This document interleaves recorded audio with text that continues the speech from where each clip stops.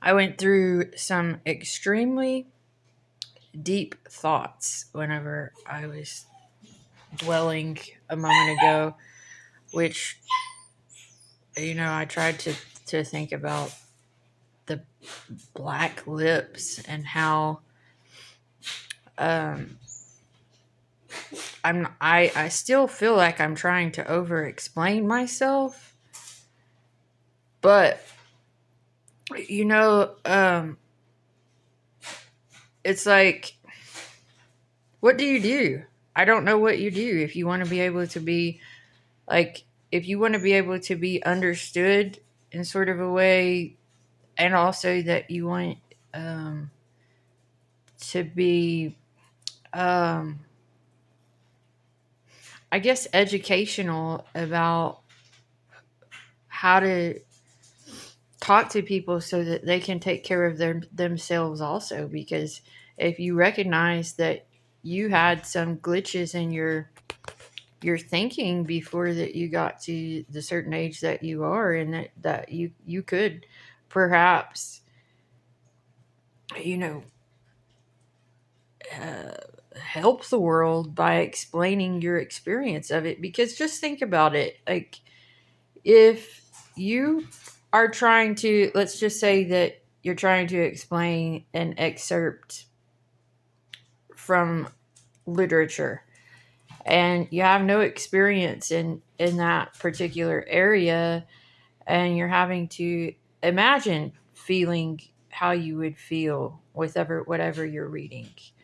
Well, that's completely different than actually having a real life experience and being able to describe the consequences of what your thought processes did to you.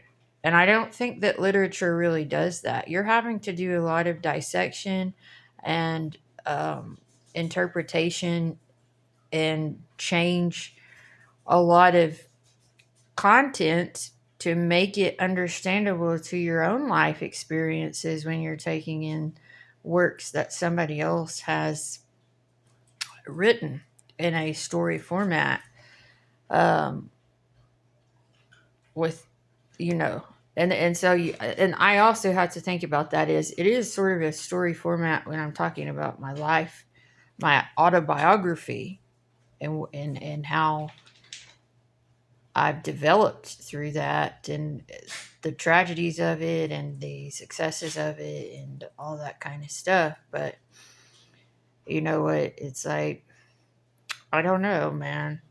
I'm going to try to attempt to do this without it becoming too graphic, because that's the main thing. You don't want to be graphic with what you're saying as to where it's giving people a mental image of the part of it which is like sexual, instead of like getting to know the feelings behind what you're trying to talk about and what happened to you as a result of sexual mistakes. Okay, so that's what I'm going to try to do, to be non-explicit about it the best way that I could, the best way that I can. And I guess the purpose of this exercise is to address my own shame and humility, and also to address why I have trust issues and how those became exasperated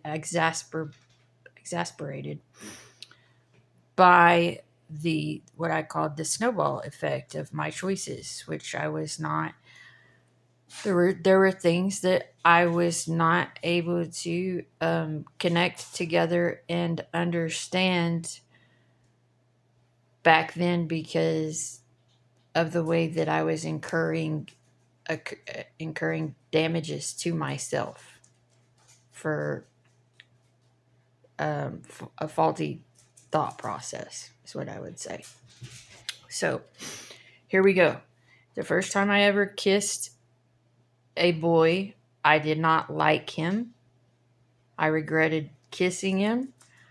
Um, I didn't know him, and I like think I did it because he had other girls. Like, this is really shallow. He had other girls that he was the boyfriend of, that they were like in this popular group, I guess. And I was like, I guess the mentality was that I could be a part of the popular group, or I don't really know, but I know that I did regret it. There was no love involved in the kiss, and that was one of my first mistakes. Okay, so, and this is when I was in high school. The second sexual mistake was playing a truth or dare game, and like, I did not know that the truth or dare game was a sexual thing, and then it was written to do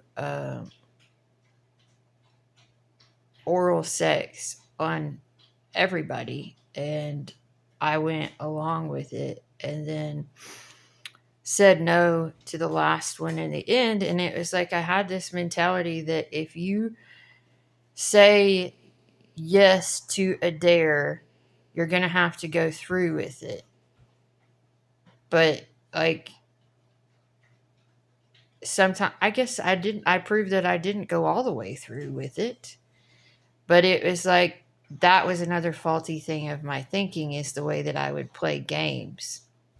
But what happened was that the friend Sherry and the three boys that were there, James, Russell, and Donnie, I think it was, put that oral sex thing in this hat of the game. Was it Russell? I don't know.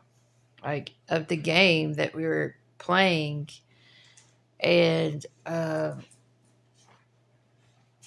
and then after the game, Sherry said, "I'm not doing that," and I felt like I got tricked into playing a game all by myself, where I was the only one who suffered, uh, like, who actually went through with it, and I was that was one of the feelings of betrayal from my friend.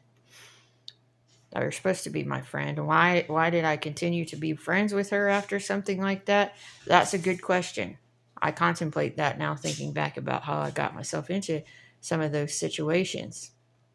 Then I was with her again when we went to Shotwell Stadium, and she was outside, like, making out with a boy named Brad, I think, and I was in a vehicle with um, a boy named Colby, and that was the first time I ever had sex, and I just didn't say no, even though I didn't really know him. And then I went outside to the tailgate, and some other boy came up and and started trying to get me to do oral, or actually did get me to do oral sex. And then I felt extreme. That's when I started feeling extremely, extremely bad about myself. Now, that Colby's girlfriend somehow found out about it or something, and she started.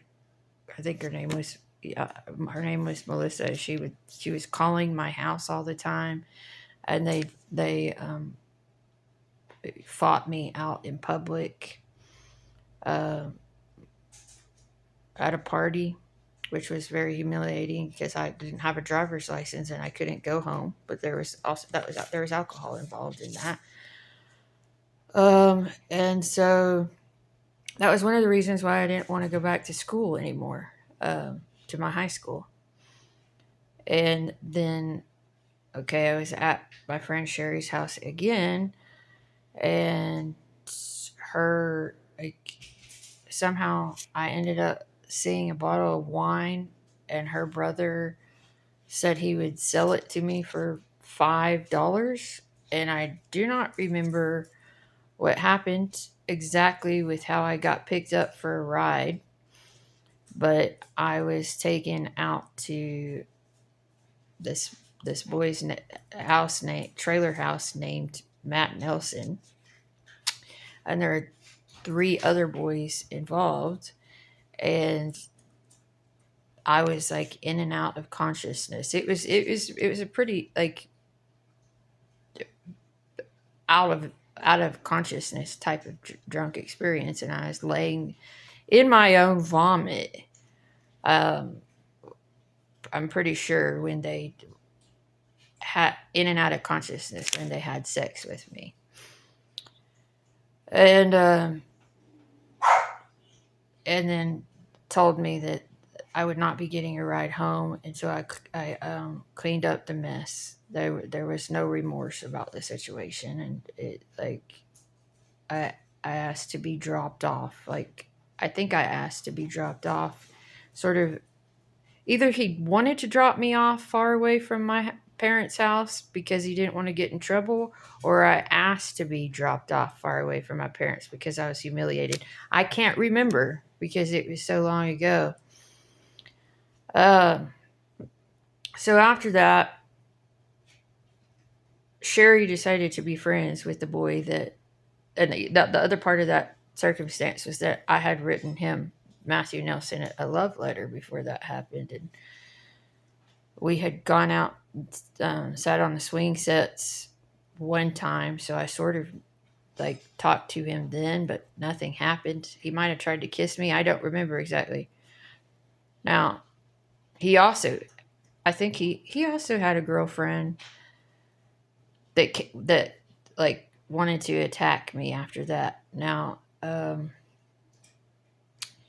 let's see.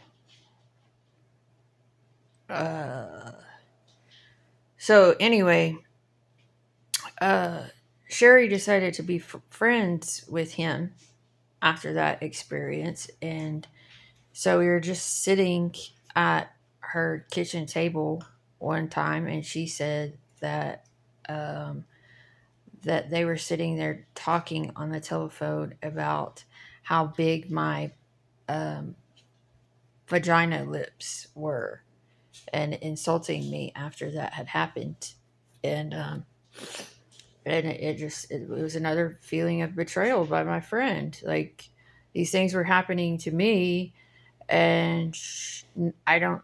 And she was just like being cruel towards me. I felt like, and I don't know that I recognized. So I know it hurt my feelings, but I kept trying to stay her friend, and I'm not. It is hard for me to understand my own self when I try and think about back upon these things. So, um, that is the issue I have with it being a sore spot about the lips thing. Okay. That added pain on top of pain that I already had. And so um, when I told my mother about that incident, she told me, do not tell your father, he will kill those boys. And so I I had to be taken to the doctor. They told me I had a human papillomavirus, and then they told me I had to have that skin inside of myself freezed to make sure that I didn't have a disease. And so I had to go along with that, which was extra humiliation. I did not feel like my mother was caring for me. I thought that she was more concerned about my father than she was me.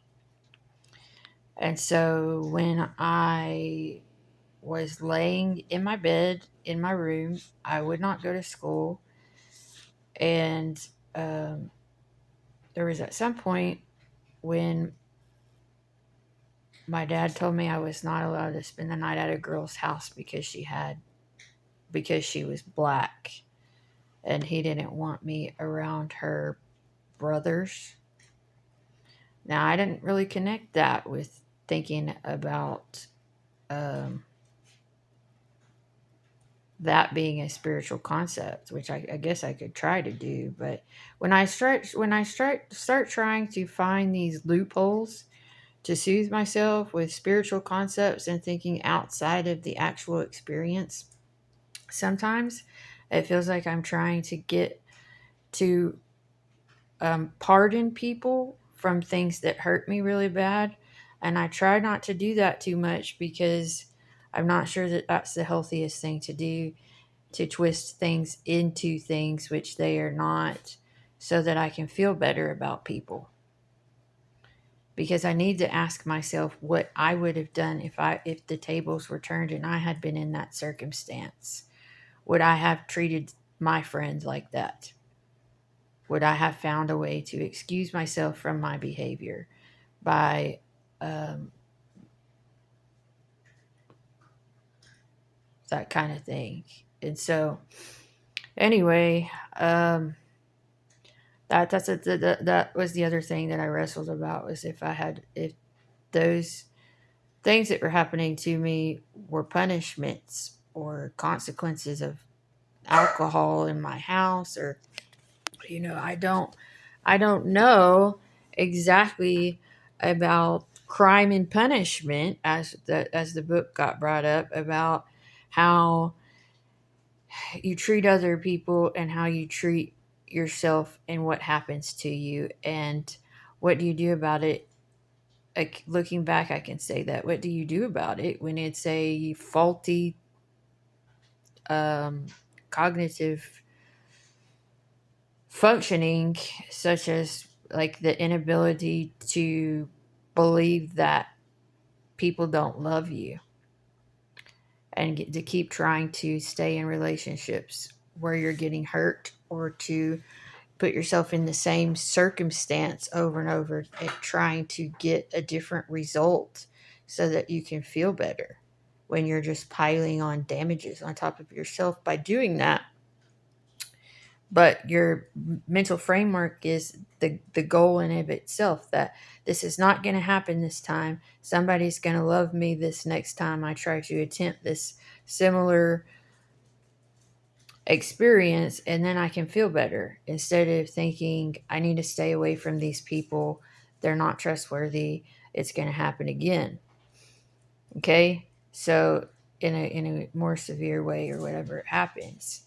So anyway, so when I was laying in bed in my room, and I wouldn't go to school, and I didn't want to talk with my dad about it, I had said that I was being um, bothered by the black people at school, because I was trying to dodge telling him about what happened to me.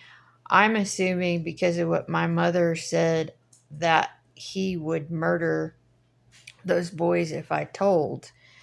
And so I went to, and then I told him, I said, fuck you, or something like that, when he was trying to get me to go to school.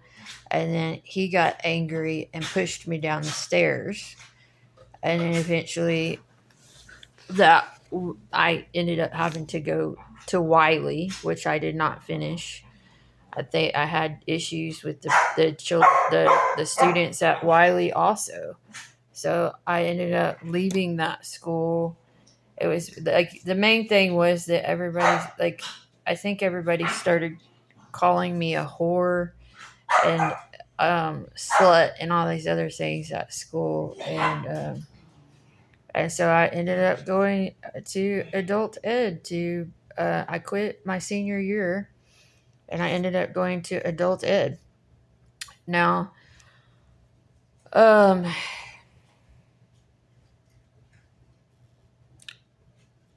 I'm trying to. I'm not gonna be crying and things like that for talking about this, because it's one of those. It's something that I have had to become extremely tough about when it comes to uh, trying to. I'm gonna have to go out to the garage.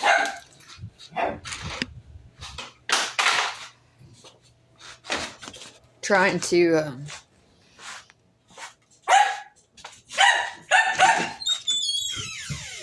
get myself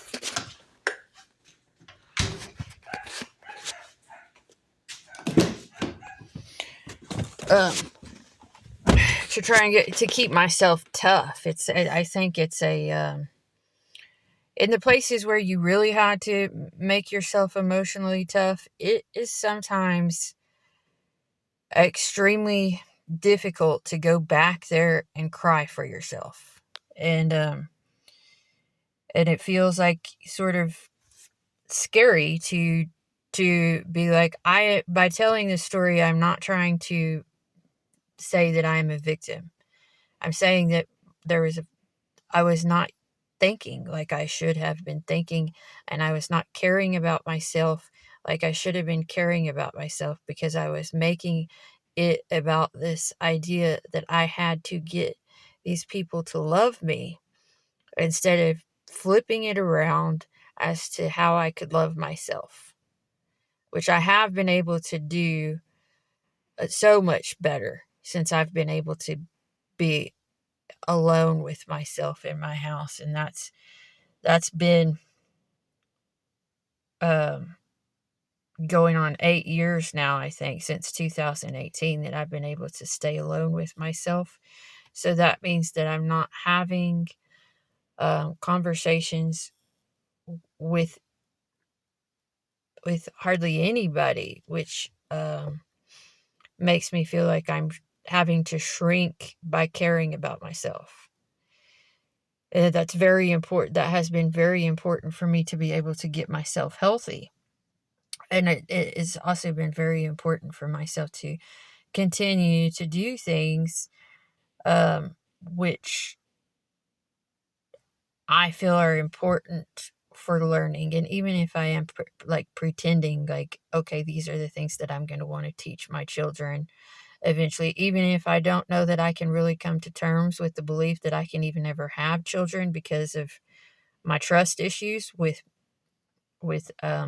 not wanting a man to touch me, and not really even being able to touch myself much, because I don't want, like, I want to make so much totally certain that I have my extreme privacy in my own house, that I can't, like, it's become very difficult. It's like it's easier for me just to say that I'm not going to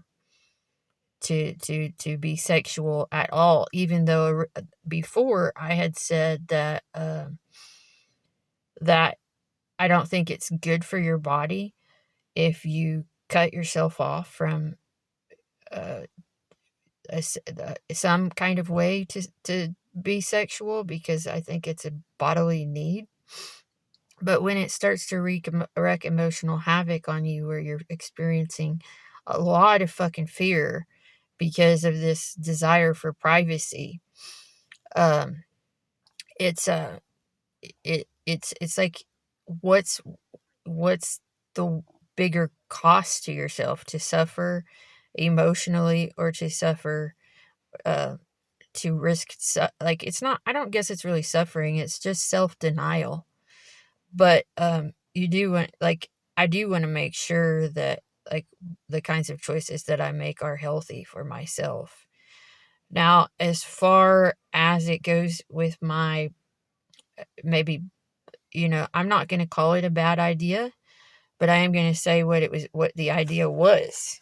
Whenever I originally, like, tried to show myself naked in my shower being sexual with myself, that idea of the lips thing and getting over my body shame was what I was trying to do. And I was trying to, like, make myself think that who I was showing it to was my husband. And so that made me feel okay about doing that. However, like, I had this thought that if those things which I went through, those damages, came from other people, I did not know how I was going to be able to heal myself sexually without finding a way to experience trust with another person. And I had to take that risk. And I know it's like, looking back on it, it's not something that I would do again. But even like, I did develop strength in it by putting myself in that situation, that I didn't have so much body shame, and I was able to get over that past wound by placing myself in that situation. It like it some of the things I've decided to do have kept me from festering inside and feeling that terrible those terrible feelings of being in a world where I'm not respected and I am am hated so much. Um, and so anyway, that is why I did that. And it's hard for me to come back and say that I am sorry about it, because it feels like it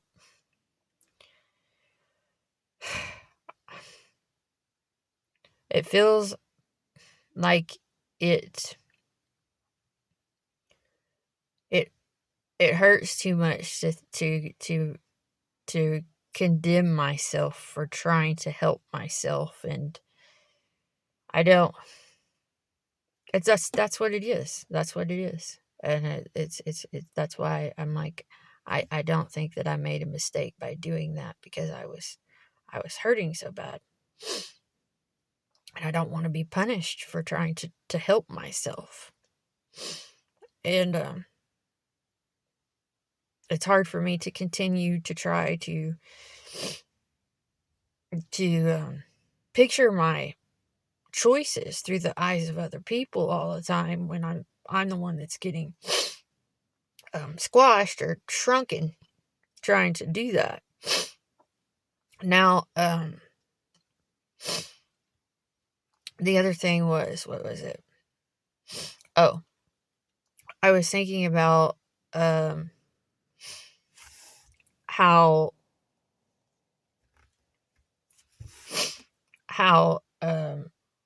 eventually I became a person who would go out and drink and just let people do whatever they wanted to me, and then just completely go cold afterwards, and then use that mechanism to just cast off my pain on the other person, as that person was evil.